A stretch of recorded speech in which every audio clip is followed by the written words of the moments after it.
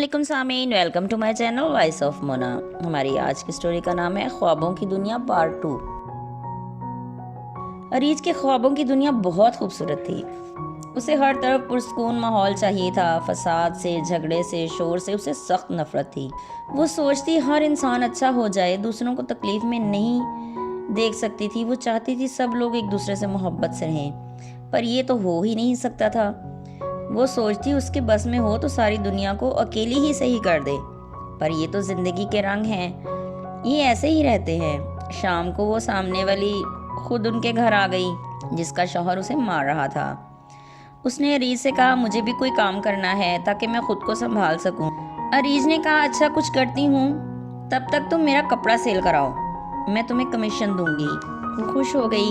अरीज को पेशावर जाना था कपड़ा लेने के लिए। उसने माँ से कहा, चलो आप भी मेरे साथ। वो खुश हो गई, सीधी होटल पहुंची। वहाँ वो अक्सर रुका करती थी। थोड़ी देर लेट कर आराम करके फिर वो मार्केट चल दी।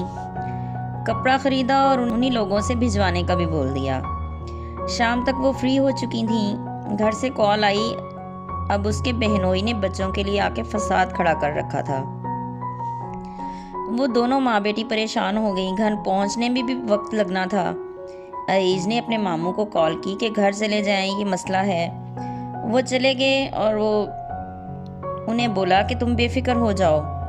लेकिन वो परेशान थी और सोच रही थी, इंसान भी क्या चीज़ है, कोई बहुत अच्छा और कोई बेइंतहा बुरा।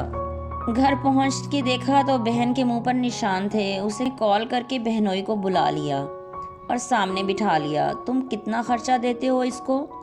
उसने कहा, कुछ नहीं। अरीज ने जन्नाटेदार थप्पड़ रसीद किया। तो मेरी गैर मौजूदगी में क्या लेने आए थे? ये मेरा घर है, इनका खर्चा मैंने उठा रखा है, तुम्हारी जुर्रत कैसे हुई? फिर 2, 3, 4 धड़ाधड़ थप्पड़ों की बारिश कर दी। वो परेशान हो गया। अगर तुम्हें बच्चों से मिलना है तो मुझे कॉल करो, अगर इतने ही मर्द हो इनके लिए इनका खर्चा उठाओ।